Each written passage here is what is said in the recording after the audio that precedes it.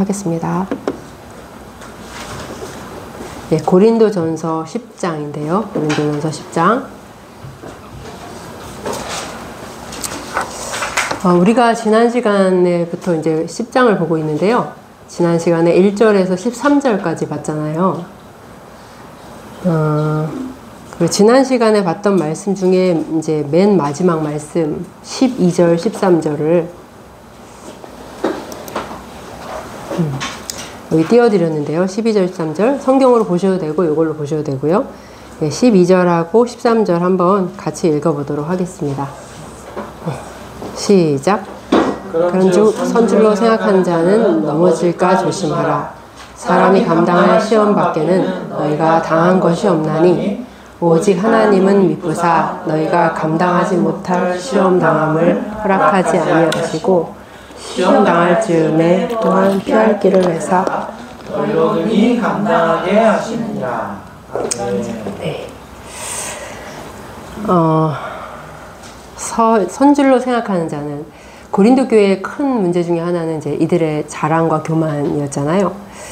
고린도 교인들 중에는 자신의 믿음과 지식과 또 확신에 있어서 이것에 대해서 너무 자신이 있는 나머지 자신이 삶을 어떻게 살아도 자신에게는 결코 바닥나지 않는 은혜의 예금 계좌가 있다라고 생각하는 이들이 있었던 것 같아요.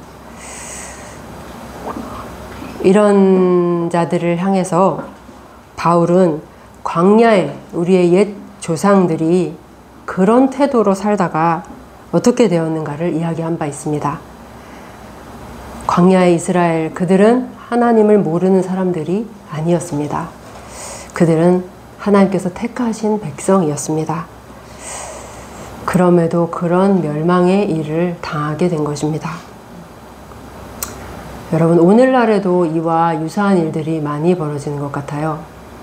멸망의 길을 가는 것이 교회 밖에 있는 사람들만인가요?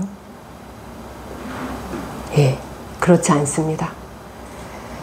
교회 안에 있으면서도 오랜 시간 선한 말씀을 배웠으면서도 또 신앙생활을 하는 동안 나름대로 만나와 구름 기둥과 불 기둥을 체험하면서도 하나님을 하나님으로 섬기지 않음으로 인해서 멸망의 길을 걸어가는 사람들이 있습니다. 우리 광야의 옛 조상들은 어떻게 하다가 심판받았습니까? 지난번에 4가지 일이 나왔는데요. 그들은 맨 처음에 순서대로 한다면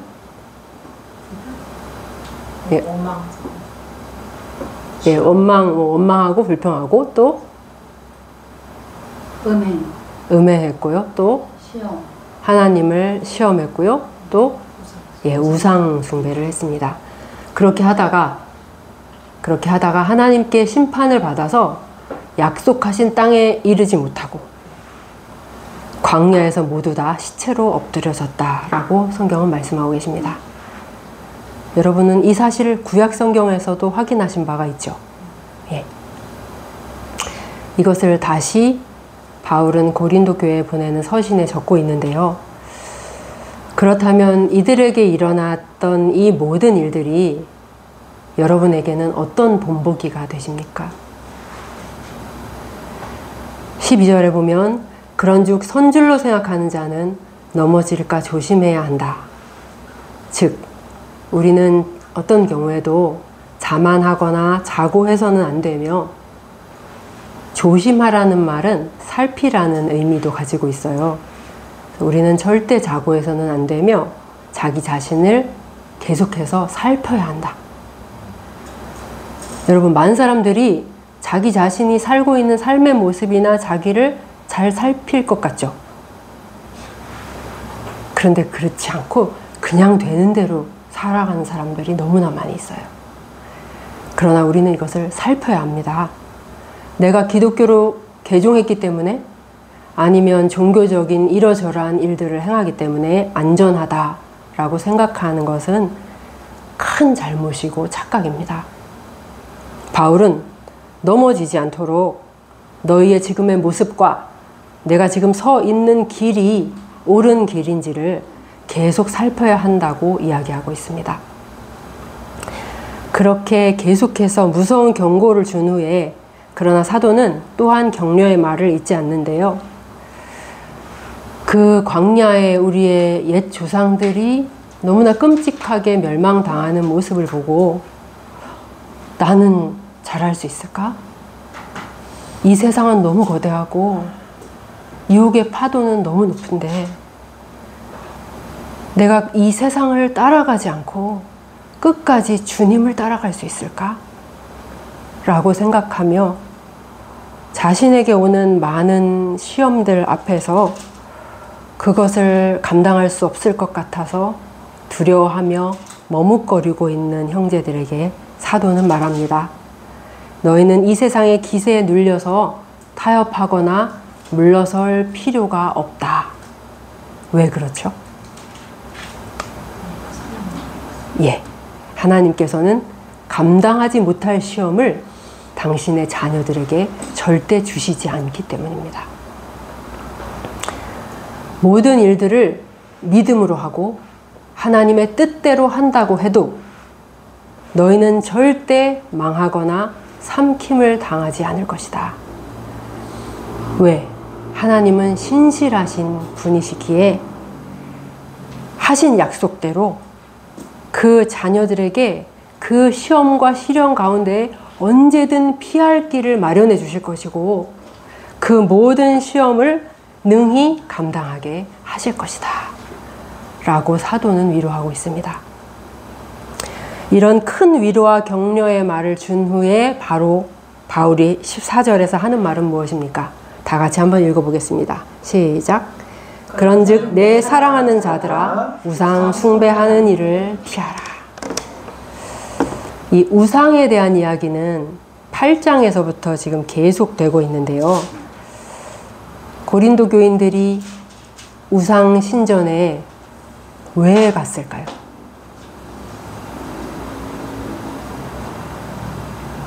식사. 네? 식사. 나눠 먹는. 먹을 게 없어서? 네.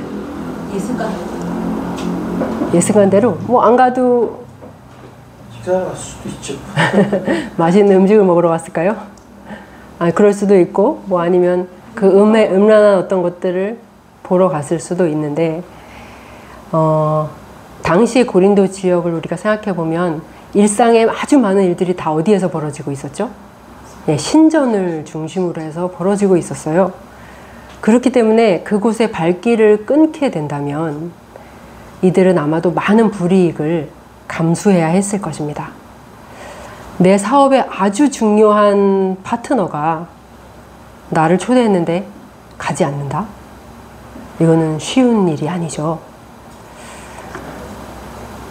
왜 사람들이 늦게까지 같이 있는 것을 싫어하고 술을 마시기를 싫어하면서도 모임에 참석하고 함께 식사하고 술을 마실까요? 그것을 통해서 유대관계를 돈독히 하는 것이 자신에게 좋기 때문이죠. 그곳에서 서로 친교를 나누고 정보를 공유하고 또 관계를 이어나가야 자신의 성공에 도움이 되기 때문입니다. 고린도 형제들은 그곳에 가기 위해서 자신의 신학 지식을 활용했습니다. 바울, 우상은 아무것도 아니란 거 우리는 다 잘 알잖아요. 그러므로 고린도의 수많은 교인들은 이교도들이 자신의 신을 섬기기 위해서 거행하는 종교의식에 아무런 거리낌이 없이 참여했고 그들과 어울렸습니다. 함께 먹고 마시며 교제했습니다.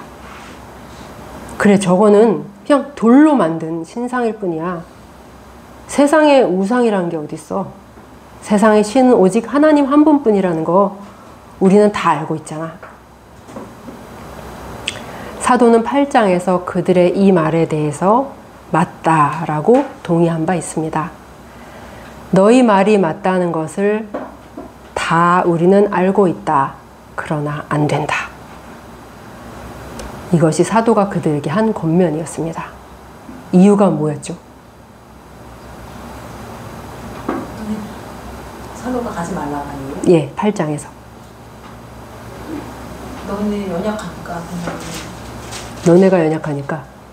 팔자가 보고 예, 그쵸. 기억나세요? 예. 바울이 그들에게 안 된다고 했던 이유는 그거죠. 너희는 우상이 없다는 것을 분명히 알고 그렇게 행하지만 그러나 그런 지식이 없는 약한 지체들이 있다.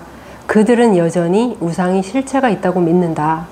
그런데 너희가 그렇게 하는 것을 보고 양심에 예, 그들이 그것을 담력을 얻어서 그것을 따라하게 된다면 그것은 그 약한 지체들을 우상 숭배의 위험에 빠지게 할 수 있고 급기야는 멸망에 이르게 할 수도 있다.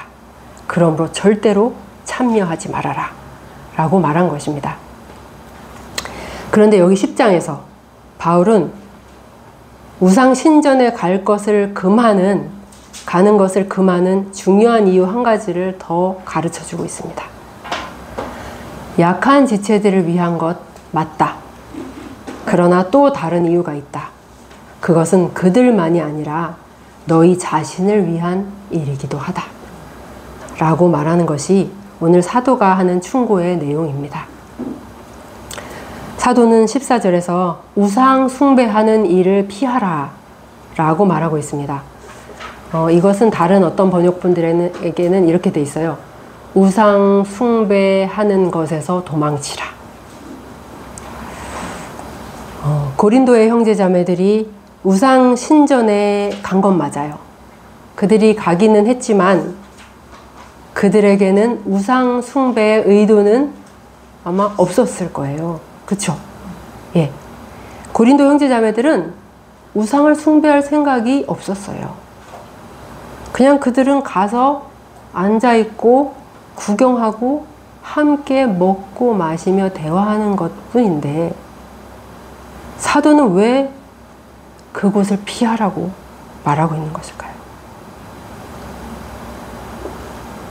사도는 15절에서 너희를 지혜로운 자로 내가 알고 이야기하겠다.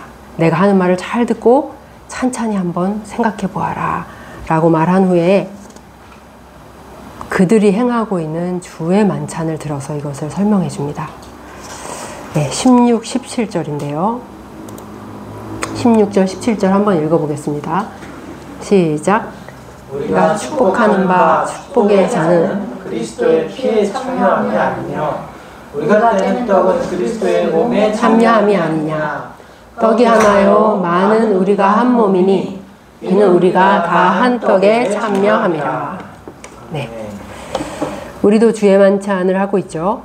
네, 주의 만찬에서 우리는 빵을 뜯고 또 음료를 나누어 먹습니다.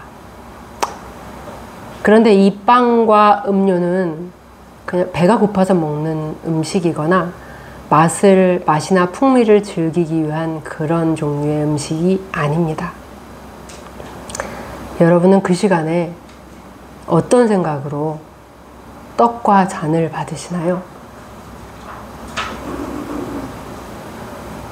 주님께서 나를 위해서 흘리신 피를 그 시간에 묵상하고 또 나를 위해서 찢기시고 상하신 그 몸을 우리는 그 시간에 기억합니다.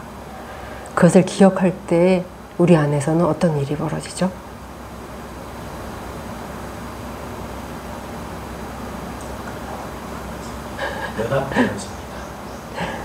우리 안에 하나님께서 부어주시는 은혜가 있어요. 그 시간에 우리가 나를 위해 그리스도께서 하나님이신 그분이 정말 찢기신 그 몸이 그 십자가에 높이 매달려 있는 그분의 그 죽으심을 묵상할 때 성령께서는 그분이 너희를 얼마나 사랑하셨는가 하는 그 그리스도의 사랑을 우리 안에 부어주십니다. 그래서 그리스도를 통해 그 은혜와 축복이 우리 안에 다시 새로워질 수 있도록 도와주십니다. 그 시간에 성령을 통해서 예수 그리스도와 신자 간에 주고받는 교통과 교제가 일어나는 것입니다. 예수 그리스도의 살과 피가 그 시간에 우리 눈에 보이는 방식으로 나타나는 것은 아니지만 그 시간에 신자들은 영적으로 믿음 안에서 주의 살과 피를 먹고 마시는 것입니다. 주님을 그 시간에 생명으로 취하는 것입니다. 예수님이 뭐라고 말씀하셨나요? 요한복음에서 이렇게 말씀하셨죠? 한번 읽어보겠습니다. 6장 53절 시작. 예수께서 이르시되 내가 진실로 진실로 너희에게 이르노니 인자의 살을 먹지 아니하고 인자의 피를 마시지 아니하면 너희 속에 생명이 없느니라. 예, 그 다음 56절도 읽어보겠습니다. 시작. 내 살을 먹고 내 피를 마시는 자는 내 안에 거하고 나도 그의 안에 거하나니. 이 시간에 우리는 영적으로 그분의 살과 피를 먹고 생명을 취하는 것입니다. 이 거룩한 만찬 속에는 실제 그리스도와 신자 간의 교제가 있고 그리스도와 신자 간의 연합이 있습니다. 그것이 새로워지고 더욱더 강화되고 있는 것입니다. 근데 그리스도와 신자 사이의 연합만 있는 것은 아닙니다. 바울은 아까 17절에서 이것을 계속 강조하고 있는데요. 17절 떡이 하나요 많은 우리가 한 몸이니 이는 우리가 다 한 떡에 참여함이라. 자, 무엇을 강조하고 있나요? 한 몸. 예, 우리가 다 그곳에 참여하고 있는 모든 자들은 다 하나다라는 것을 말하고 있습니다. 즉 그리스도와 우리 사이의 연합만이 아니라 신자들 간에 그곳에 참여한 모든 자들 간에 연합이 이루어지는 것이다 라고 말하고 있는 것입니다. 떡을 떼고 또 잔을 나누는 이 성찬을 우리가 이 성찬에 바르게 참여한다면 이러한 일이 실제 일어나는 것입니다. 그런데 이런 일은 우리 그리스도인들이 행하는 주의 만찬에서만 일어나는 것은 아니다 라고 바울은 말하고 있는 거예요. 바울은 18절에서 이렇게 말하고 있죠. 육신을 따라 난 이스라엘을 보라. 제물을 먹는 자들이 제단에 참여하는 자들이 아니냐. 왜 이스라엘이라고 하지 않고 육신을 따라 난 이스라엘이라고 말하고 있는 것일까요?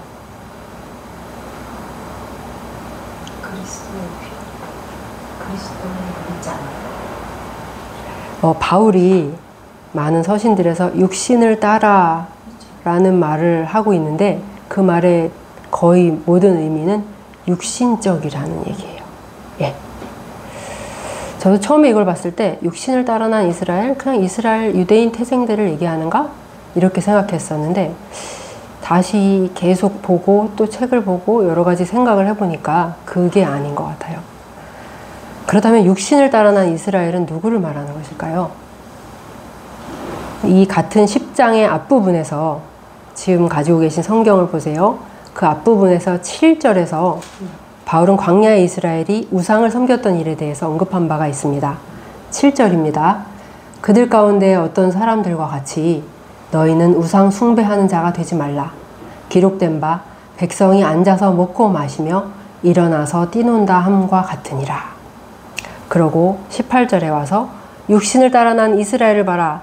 제물 먹는 자들이 제단에 참여한 자들이 아니냐 이렇게 말하고 있어요. 즉 여기서 말하는 육신을 따라 난 이스라엘은 바로 그 앞에 그들, 우상을 숭배했던 광야의 이스라엘 백성들을 말하는 것이라고 우리는 생각할 수 있습니다. 거기에 보면 7절에 앉아서 먹고 마시며, 그들은 금송아지 앞에 앉아서 먹고 마셨습니다. 그리고 오늘 고린도의 교인들도 똑같이 그 우상 신전에 앉아서 먹고 마시고 있는 것입니다. 그래서 바울은 이렇게 말하고 있는 거예요. 그 우상 숭배자들과 함께 앉아서 먹고 마시는 자들은 제단에 직접 참여한 자들과 같다 라고 이야기하고 있는 것입니다. 이 말은 크게 많이 가담하든 적게 가담하든, 그리고 그 사람이 우상 숭배에 의도가 있든 없든 상관없이 우상 숭배라는 일에 조금이라도 상관하고 조금이라도 가담하는 모든 일은 동일한 결과를 가져오게 될 것이라는 경고입니다. 그 동일한 결과란 무엇입니까?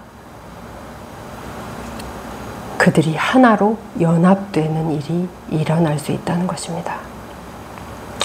예배를 받는 신과 예배자들 사이에, 그리고 예배자들 서로 간에 교통과 연합이 일어난다는 것입니다. 그러면 우리 가운데 어떤 사람은 이렇게 반문할 수 있을 거예요. 잠깐만요, 바울. 돌 조각인 저 우상에 그런 힘이 있다고요? 아니, 아까는 우상은 아무것도 아니고 실체가 없다고, 그 말이 맞다고 하셨잖아요. 네, 그 말은 여전히 유효합니다. 19절에서 바울은 말하죠. 그런즉 내가 무엇을 말하느냐? 우상의 제물은 무엇이며 우상은 무엇이냐? 이 말은 이런 뜻이에요. 그런즉 내가 지금 무슨 말을 하는 것 같으냐? 우상의 제물이나 우상이 뭐라도 된다고 내가 지금 말을 하고 있는 것 같으냐? 라고 바울은 말하고 있는 것입니다. 그 말이 아니라는 얘기입니다. 우상도, 또 우상 제물도 아무것도 아니지만, 우상은 아무것도 아니고 제물도 아무것도 아니지만, 그 우상의 배후에 크고 두려운 존재가 있다. 귀신이 있다. 라고 사도는 말하고 있는 것입니다. 여러분, 이 5만원짜리 이 종이돈 있잖아요. 네. 이 종이돈이 무슨 힘이 있습니까? 이 그냥 종이 쪼가리일 뿐이죠. 도인이라도 와서 금방 찢어서 없앨 수 있어요. 그런데 놀랍게도 이 돈은 사람들로 하여금 친형제를 죽이도록 만들 수도 있고요. 아내나 남편을 죽이도록 만들 수도 있습니다. 이 돈의 위력이 이토록 대단한 것은 이 종이돈이 강해서가 아니에요. 이 돈이 강해서가 아니에요. 이 돈을 통해서 역사하는 악한 영이 있기 때문입니다. 돈이 우상이 될 때 그 사람은 귀신의 소나기에 놓인 자가 되는 것이고 귀신의 지배를 받게 되는 것입니다. 즉, 우리는 이렇게 말할 수 있습니다. 우상이 있는 모든 곳에는, 우상 숭배가 벌어지는 모든 곳에는 귀신의 존재가 있다. 바울은 20절, 21절에서 이렇게 말합니다. 20절, 21절 우리 한번 같이 읽어보겠습니다. 시작. 무릇 이방인이 제사하는 것은 귀신에게 하는 것이요 하나님께 제사하는 것이 아니니 나는 너희가 귀신과 교제하는 자가 되기를 원하지 아니하노라. 너희가 주의 잔과 귀신의 잔을 겸하여 마시지 못하고 주의 식탁과 귀신의 식탁에 겸하여 참여하지 못하리라. 아멘. 여기서 귀신이라고 번역된 헬라어는 다이모니아, 디몬입니다. 디몬, 뭐죠? 마귀죠, 마귀. 예. 그래서 많은 성경들은 이것을 마귀라고 번역하기도 합니다. 우상을 숭배하는 그곳에서 그들이 누구의 이름을 부르며 제사하든, 어떤 이름의 신과 어떤 이름의 우상을 섬기든, 궁극적으로 그 우상 숭배자들이 섬기는 신은 마귀라는 것을 바울은 말하고 있습니다. 단지 우상의 이름만 빌릴 뿐이고 그들의 제사는 마귀에게 드려지는 것이라고 사도는 말하고 있습니다. 광야 이스라엘 백성들은 금송아지를 섬겼죠. 또 우상 숭배에 참여한 기록이 있는데 기억나시는 게 있으신가요? 모압. 네.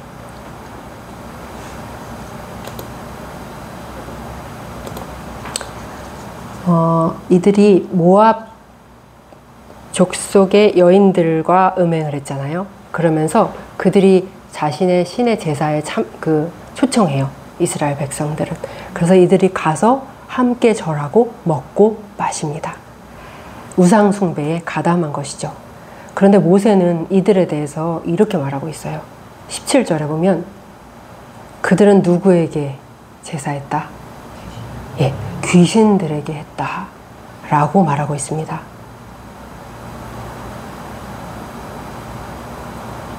하나님께 드리지 않는 모든 예배와 경배는 귀신에게 드려지는 것이라는 것을 여러분은 알고 있습니까? 여러분, 우리가 만약 어떤 우상을 섬기고 있다면 우리는 귀신을 섬기고 있는 것과 같다는 것입니다. 20절에서 그래서 바울은 이렇게 말하고 있는 것이죠. 이방인, 세상 사람들이 우상을 섬기잖아요. 세상 사람들은 다, 그거 다 누구에게 제사하는 거라고요? 다 귀신에게 제사하는 것이다. 그러나 너희는 그래서는 안 된다. 나는 너희가 귀신과 교제하는 자가 되기를 원하지 않는다. 우상이 있는 그곳은 마귀가 함께하는 곳이며 마귀와의 교제가 수반되는 곳이며 사악한 영적인 세력들과의 하나됨이 이루어지는 매우 위험한 곳이라는 것입니다. 그러므로 바울은 아무런 생각 없이 들고 있는, 고린도 형제들이 들고 있는 이 잔이 누구의 잔이라고 말하고 있죠? 귀신의 잔이라고 말하고 있어요. 그리고 그들이 지금 앉아서 흥겹게 있는 그 식탁은 누구의 식탁이라고 말하고 있죠? 예, 귀신의 식탁이라고 말하고 있습니다. 우상은 존재하지 않지만 그 배후에서 일하고 있는 마귀는 실존하는 존재입니다.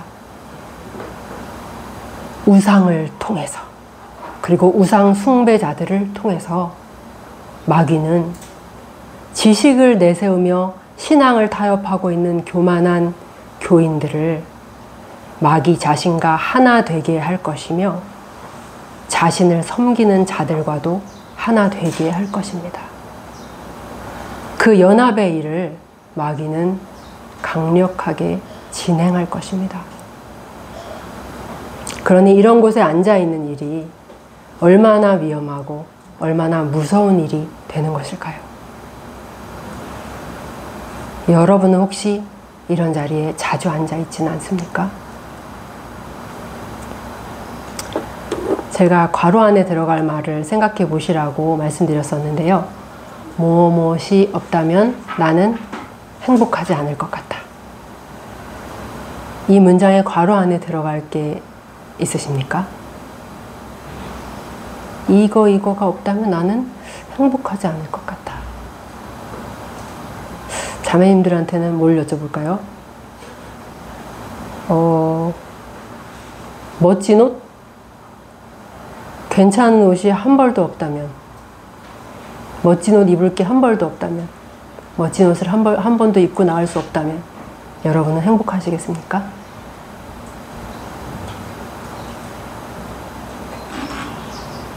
모두에게 여쭤봅니다. 형제님들에게 특별히 여쭤볼 게 또 있을까요? 왜 절 쳐다보십니까? 여러분. 스포츠가 없다면? 네? 스포츠가 없다면? 스포츠가 없다면? 네. 자, 여러분에게 만약 돈이 없다면, 여러분이 그래서 아주 많이 가난하다면, 그래도 여러분은 행복하시겠습니까?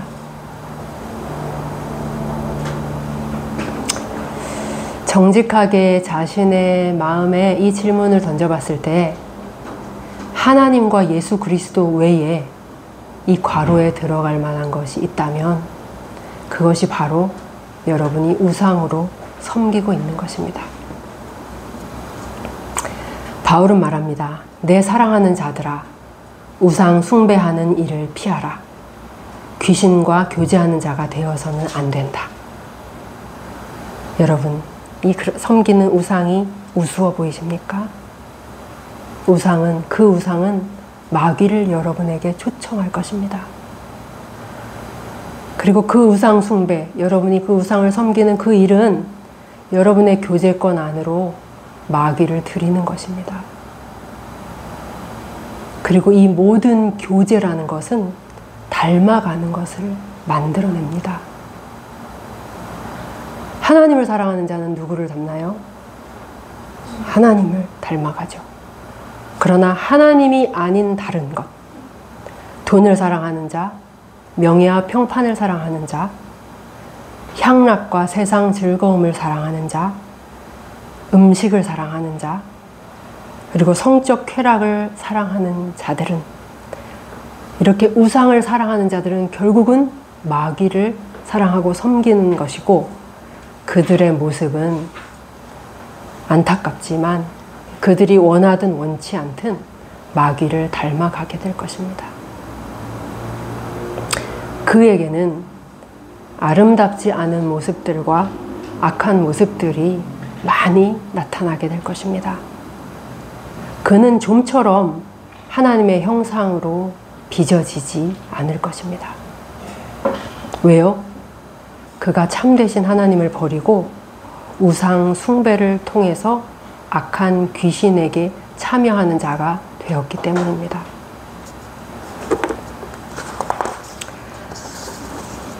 이 우상 숭배는 매우 심각한 죄이기에, 여러분, 난로가 위험하잖아요.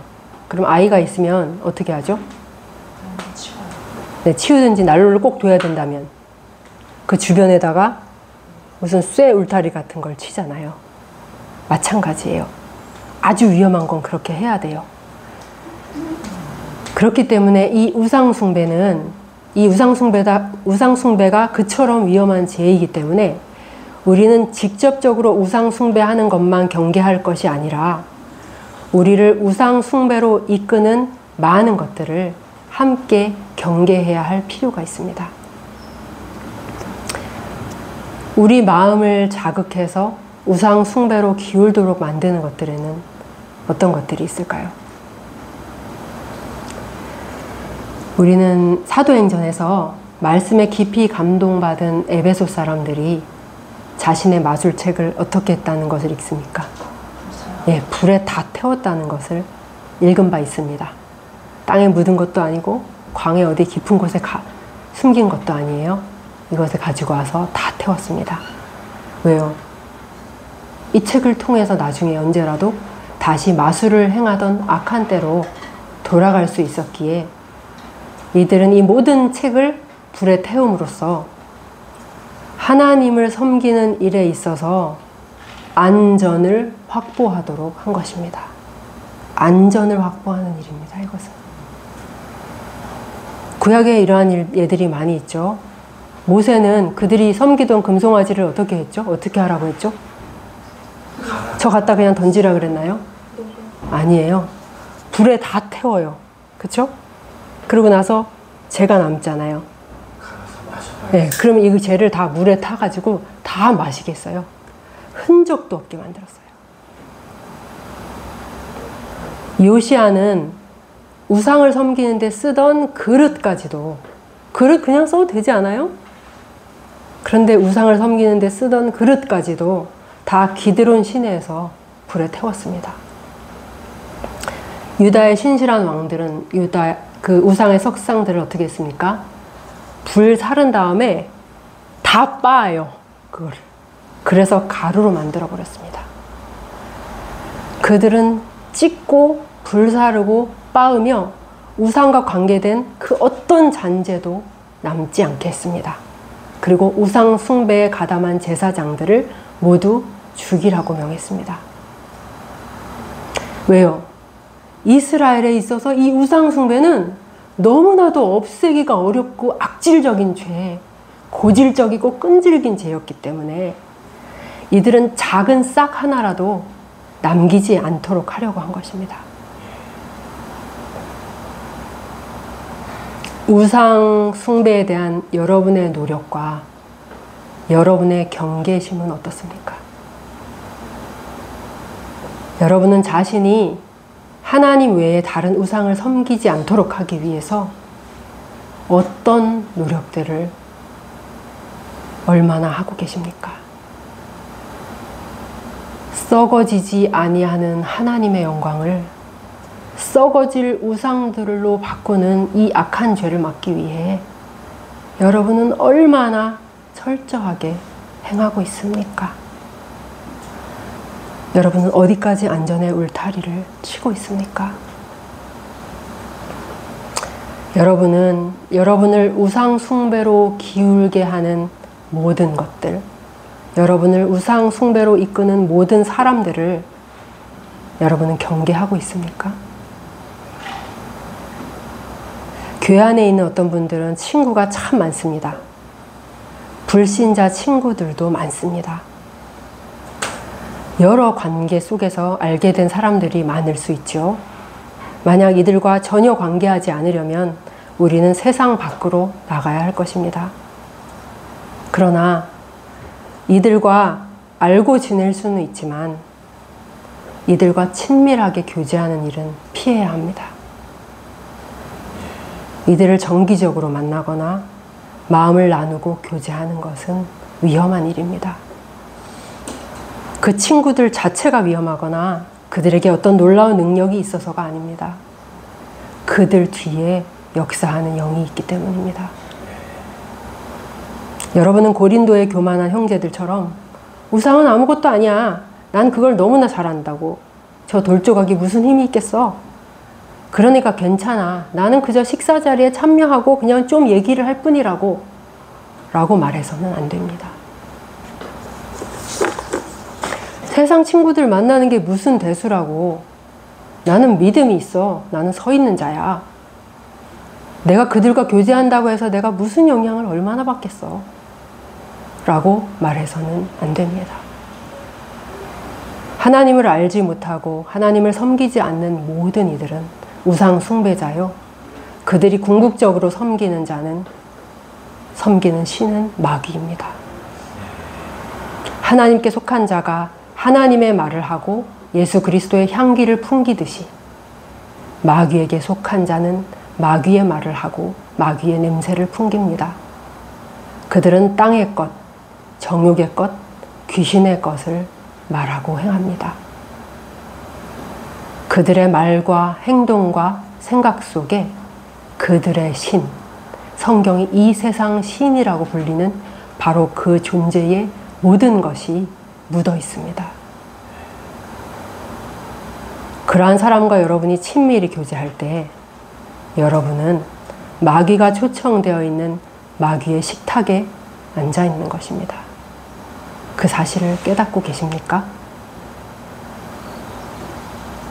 여러분, 하와는 왜 죄를 범했을까요? 그가 한 첫 번째 큰 잘못은 뱀과 대화를 나눈 것입니다. 하와는 뱀과 매우 진지하고도 긴 대화를 나눴습니다. 성경은 그 뱀에 대해서 하나님이 지으신 것 가운데 가장 간교한 짐승이라고 말하고 있습니다. 그 말씀은 어떤 뜻인가요? 그의 속임에 넘어가지 않기가 거의 불가능할 정도로 매우 교활한 존재라는 이야기입니다. 그녀는 그 뱀과 많은 대화를 했고 결국 속임수에 넘어가고 말았습니다. 우상을 만드는 것, 그리고 그것을 숭배하는 것, 그리고 그것을 숭배하는 자들과 함께 친교를 나누는 행위는 모두 다 위험한 행위입니다. 그 신전에 계속 앉아 있는 자들은 결국 우상 숭배자로 전락할 것입니다. 우리의 형제요, 우리를 사랑하는 바울의 간곡한 요청을 다시 한번 들으십시오. 그런즉 내 사랑하는 자들아, 우상 숭배하는 일을 피하라. 거기서 도망하라.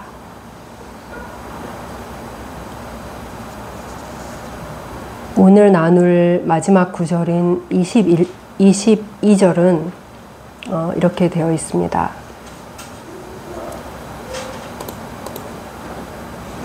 예, 22절 한번 읽어보겠습니다. 시작. 그러면 우리가 주를 노여하시게 하겠느냐? 우리가 주보다 강한 자냐? 이 노여하시게를 새 번역은 이렇게 번역하고 있어요. 우리가 주님을 질투하시게 하려는 것입니까? 우리가 주님보다 더 힘이 세다는 말입니까? 질투라는 말은 사람에게 있어서 자기가 사랑하는 대상과 관계해서 경쟁자를 용납할 수 없는 그런 격렬한 감정을 얘기하죠. 어느 정도 이것과 유사한 측면이 없지는 않지만 이 단어가 하나님께 쓰일 때는 어떤 사람들의 시기나 질투 같은 그런 과격한 감정을 의미하는 것이 아니라 하나님만이 받으셔야 할 경배를 사람들이 피조물에게 드리는 것에 대해서 하나님께서 드러내시는 합당하고 의로우신 진노를 이야기하는 것입니다. 이것이 하나님이 질투하신다는 말씀의 참된 의미입니다.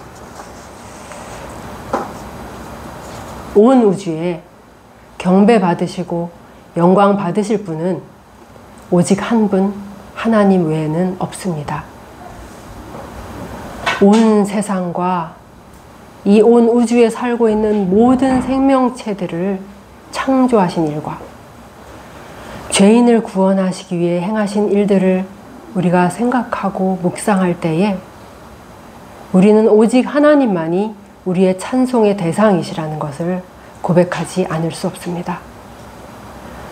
그러므로 그러한 경배를 소나 돼지에게 드리고 돌조각에 드리며 사람에게 드리고 썩어 없어질 허망한 피조물에게 절하면서 하나님을 무시하는 우상 숭배에 대해서 하나님께서는 매우 진노하십니다. 사도는 두려움 가운데 그들에게 말합니다. 우리가 감히 주님을 노엽게 한다는 말인가? 우리는 주님의 노하심의 두려움을 느끼고 있습니까? 하다못해 직장 상사의 심기를 건드리는 것도 무서워서 그가 싫어하는 일을 하지 않으려고 조심하는 사람이 온 우주를 다스리시는, 그리고 마침내 온 세상을 심판하실 그 거룩하신 하나님의 심기를 건드리고 노엽게 하는 일을 대수롭지 않게 여기고 있다면 이것이 얼마나 어처구니 없는 일이겠습니까? 여러분이 북한에 살고 있고 김정은의 화가 머리끝까지 치밀어 오르게 만들었다면 여러분은 어떻게 될까요? 전능하지 않은 한 인간의 노여움이 그렇게 두려울 수 있다면, 능력의 한계가 없으신 하나님께서 진노하신다면 어떻게 되겠습니까? 그분이 전능하신 능력을 실어 노여움을 발하실 때에 그것을 버텨낼 수 있는 피조물이 과연 있겠습니까? 시편 기자는 주님께서 꾸짖으시자 물이 도망을 가서 주께서 정해 주신 곳에 서서 결코 넘어오지 못했다고 말하고 있습니다. 세상에 어떤 왕이 진노한다고 물이 1cm라도 움직이겠습니까? 땅이나 산이 콧방귀나 끼겠습니까? 그러나 하나님께서 진노하시면 땅이 두려워서 흔들거리고 산들이 서 있는 터가 흔들거린다고 시편 기자는 선포하고 있습니다.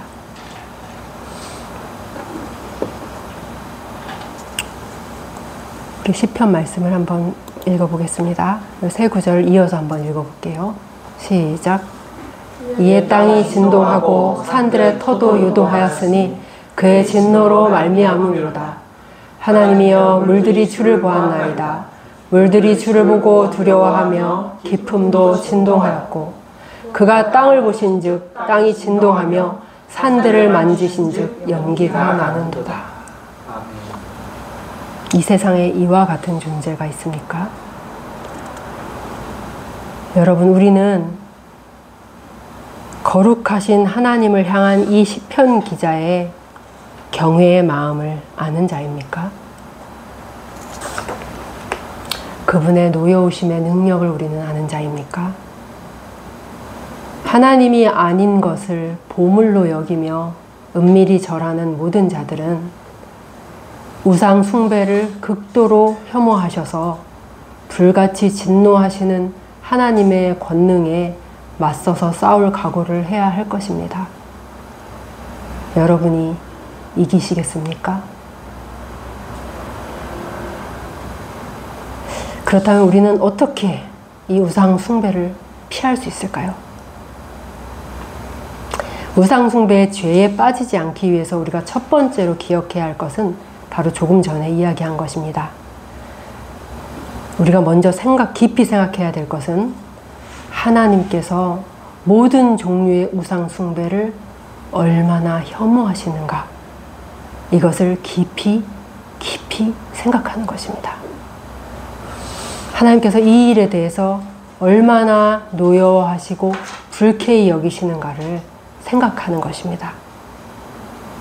그리고 우상 숭배자들이 받을 결말과 형벌을 생각하는 것입니다. 하나님의 진노를 산다는 것이 얼마나 위험하고 두려운 일인지 성령께서 우리 모두에게 알게 해주시기를 원합니다. 네, 두 번째는 이것입니다. 그리스도인 형제들 중에 어디 지방이나 이런 데로 출장 갈 때마다 가족 사진을 들고 가는 분들이 있대요. 네, 그래서 가서 모텔에 묵을 거 아니에요? 모텔 방에서 텔레비전 위에다가 딱 세우는데요. 그 가족 사진을. 왜 그럴까요? 네? 보고 싶어서? 출장을 갈 때 왜 가족 사진을 들고 가서 하필이면 텔레비전 위에다 그걸 올려놓을까요? 네, 가서 엄한 거 보고 또 음란한 것을 보거나 그래서 성적인 그런 유혹과 음란에 빠질까봐 방지 차원에서 그렇게 한다고 합니다. 네, 그런 분들이 있대요, 실제. 그 효과가 있겠죠? 예. 여하튼 그렇게 노력하시는 것 자체가 굉장히 아름답고 보기 좋은 일이죠. 여러분, 결혼한 사람들이 왜 외도를 하는 것일까요? 자기 아내, 자기 남편에게 만족하지 않기 때문이죠. 그렇다면 그리스도인들이 왜 자꾸 우상을 만들고 숭배하는 죄에 빠지게 되는 것일까요? 예수 그리스도만으로 만족하지 못하기 때문입니다. 우리가 이런 우상 숭배로부터 떠나는 것, 세상적인 어떤 것으로부터 분리되기를 원할 때 우리에게 필요한 것은 그리스도 안에 모든 것이 있다는 것을 아는 것입니다. 골로새서 2장에서 바울은 말합니다. 그 안에는, 그리스도 안에는 신성의 모든 충만이 육체로 거하시고 너희도 그 안에서 충만하여졌으니, 바로 이 충만을 아는 것입니다. 사도 바울은 서신서에서 이러한 내용을 얼마나 많이 적고 있는지 모릅니다. 그분이 얼마나 완전하시며 모든 것이 충만하신 분인가를 생각하라. 그 안에서 너희가 모든 충만을 받았느니라. 우리가 그리스도 안에서 이미 완전하며 모든 충만함이 그분 안에 있다는 것을 안다면 우리는 또 다른 무언가를 추구하려고 길을 떠나지 않을 것입니다. 다른 것을 찾거나 의지하려고 하지 않을 것입니다. 그 베드로가 했던 말과 똑같죠. 생명이 주께 있는데 우리가 어디로 가오리이까? 생명과 행복이 모두 그리스도 안에 있고 우리가 그리스도 안에서 완전하며 만물을 충만케 하는 충만함이 그리스도께 있거늘 우리가 어디로 가겠습니까? 라고 말하는 것이죠. 그러므로 우상 숭배에서 떠날 수 있는 방법 두 번째는 바로 이것. 하나님과 예수 그리스도의 완전 충족성을 아는 일에 있어서 계속 성장하도록 노력하는 것입니다. 완전함과 그리스도를 알되 완전함 속에서 그분을 알아가는 거예요. 그리스도를 알되 충만함 속에서 그분을 알아가는 것입니다. 우상 숭배를 막을 수 있는 효과적인 방법 세 번째는 우리 자신이 얼마나 우상 숭배로 쉽게 기우는 성향을 타고났는지를 잘 아는 것입니다. 여러분, 우리 모두는 우상 숭배자로 태어납니다. 그러므로 회심하기 전에 모든 사람들은 다 우상 숭배자입니다. 우리는 그 생각이 허망하여지며 미련한 마음이 어두워진 자다. 스스로 지혜 있다 하나 어리석은 자다. 마음에 하나님 두기를 싫어한다. 이 모든 것을 가지고 태어납니다. 우리가 회심했을 때 우리는 바로 이 모든 것으로부터 돌아서서 예수 그리스도께로 간 것입니다. 그것이 바로 회개입니다. 그러나 여전히 우리는 성공과 성취와 쾌락과 외모와 돈 등 수많은 종류의 우상을 섬기려 하고 또 섬기고 있는 자기 자신을 발견합니다. 회심한 자들은 우상 숭배자가 되지는 않지만 우상을 숭배할 수는 있습니다. 제가 앞에 이런저런 우상들을 쭉 얘기했는데요. 근데 사실 이 많은 우상들은 더 큰 우상을 섬기기 위한 새끼 우상이에요. 이 더 큰 우상은 뭐죠? 바로 자기 자신입니다. 예. 사람은 자기 자신을 얼마나 사랑하는지, 얼마나 아끼는지 모릅니다. 화려한 왕관을 쓰고 마음의 높은 곳에 앉아서 결코 내려가려고 하지 않습니다. 우리 안에 이러한 성향이 있기 때문에 우리는 우리의 영혼을 우상 숭배와 이 저주받을 성향의 모든 단계로부터 자유롭게 하는 것이 결코 쉬운 일이 아니라는 것을 알아야 돼요. 절대 쉬운 일이 아니라는 것을 알아야 돼요. 우리에게는 정말로 큰 은혜가 필요해요.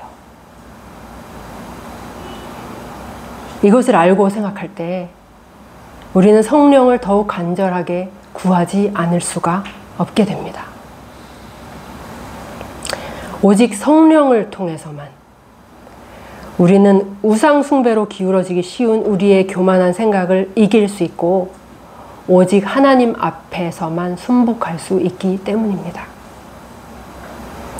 본성의 힘으로는 결코 본성을 이길 수 없습니다.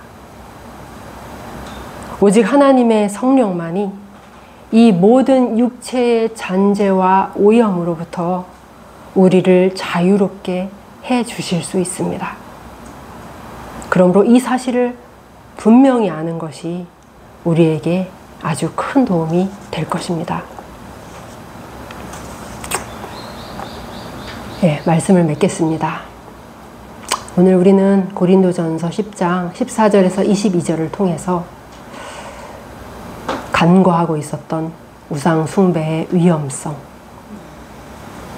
그리고 우상 숭배란 것이 대체 무엇을 의미하는 것인지 그 진정한 의미에 대해서 살펴보았습니다. 그리고 이 우상 숭배의 죄에서 떠나기 위해 우리가 어떠한 것들을 도움받을 수 있는지를 또 간략하게 생각해 봤습니다. 우상숭배라는 주제만 가지고도 정말 여러 달을 함께 얘기 나눌 수 있을 만큼 이것은 성경의 큰 주제요. 정말 모든 자들에게 힘겹고 어려운 일입니다. 오늘의 시간만으로는 아주 부족할 것입니다. 그러므로 여러분이 이것과 관련해서 깊이 생각해 보아야 할 교리들을 계속해서 숙고해 보시기를 권면합니다. 그리고 계속 그것을 숙고함과 동시에 성령의 도우심을 간절히 구하면서 이것이 너무나 힘들고 어려운 싸움이라는 것. 왜? 내게 그런 성향이 있으니까. 그것을 기억하면서 실제 삶 가운데 씨름하고 또 씨름하는 것이 우리에게 정말로 필요합니다. 성령께서 우리에게 그리스도만으로 얼마나 만족인지, 그리스도의 그 충만을 알게 하시고, 또 그리스도를 떠나 우상에게로 가는 그 죄의 성질과 그 심각성을 깨닫게 하시며, 또한 우리의 연약한 기질을 더욱 보여주셔서 간구하게 하시고 이 죄에 빠지지 않도록 도우시기를 간절히 함께 소원해 봅니다. 우리에게 정말 우상 숭배에서 떠나는 큰 은혜를 내려주시기를 간절히 기도하며 남은 내용들은 오후에 또 나누도록 하겠습니다. 예, 잠깐 각자 기도하시고 또 한 분이 기도하시고 마치도록 하겠습니다.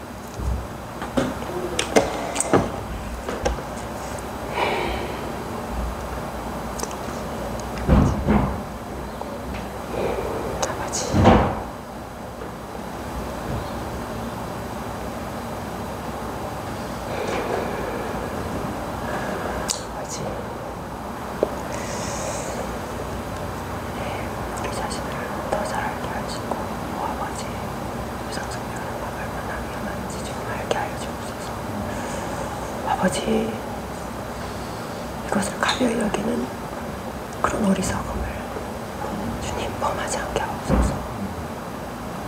아버지, 어쩌면 우리의 삶의 성패가 이것에 달려있는지도 모릅니다.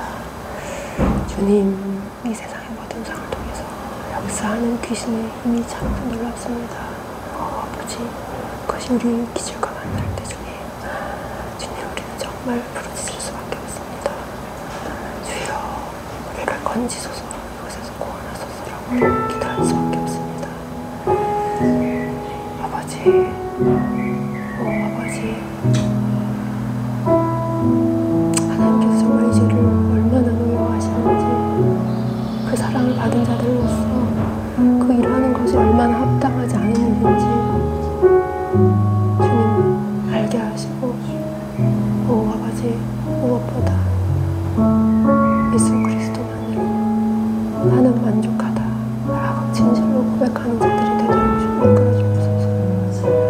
아버지, 주님 안에 모든 것이 있음을 알게 하옵소서. 나를 만족케 하는 모든 것이 그리스도 안에 있음을 알게 하옵소서. 아버지, 우리가 다른 것으로 눈돌리지 않을 수 있도록 하나님 함께 하여 주옵소서. 아버지, 이 시간 기도하는 모든 자들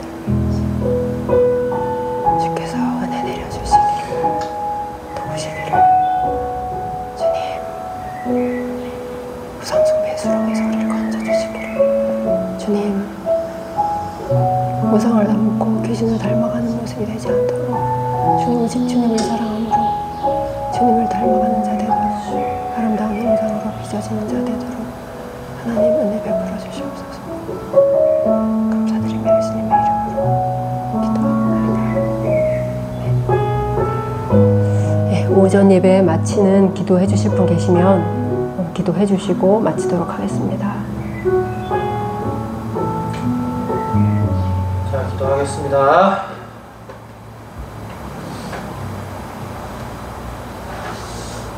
내가 거룩하니 너희도 거룩하라 라고 주님께서 예수 그리스도의 보혈을 덧입은 자들에게 명령하고 계십니다. 주님 그 명령이 불가능했다면 주님께서 우리에게 명령하시지도 않으셨을 것입니다.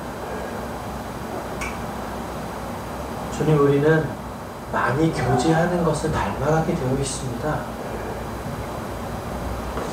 믿음이 들으면서 난다고 말씀하시기도 하였는데, 주님, 우리의 24시간은 우리의 삶 속에서도 우리 무엇과 더 교제를 하며 살아가고 있습니까?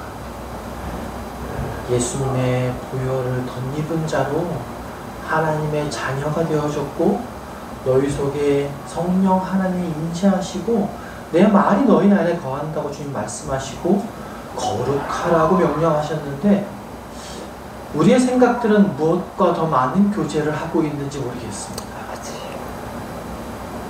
주님보다 더 많은 교제를 하고 있는 것이 있다면, 그것이 자녀일지라도, 그것이 남편일지라도, 다른 무엇일지라도 그것이 우상임을 이 시간 우리의 마음속에 고백하게 하시고, 주님, 회개하고 돌이킵니다.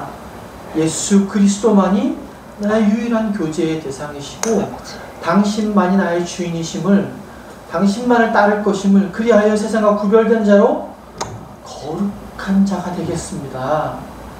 주님, 그렇게 고백하라고 명하시는데 주저하지 않게 도우십시오. 주저하지 않게 도와주십시오. 고백하게 주님 인도해 주십시오. 그리하여서 부족할지라도 결단함으로 주님의 도우심을 간구하는 소망교회 모든 지체들 될 수 있도록 주님 이 시간 축복하시고 말씀으로 권면하셨으니 아멘으로 순종하는 자들 다 될 수 있도록 축복하시고 인도하시기를 간절히 소망합니다.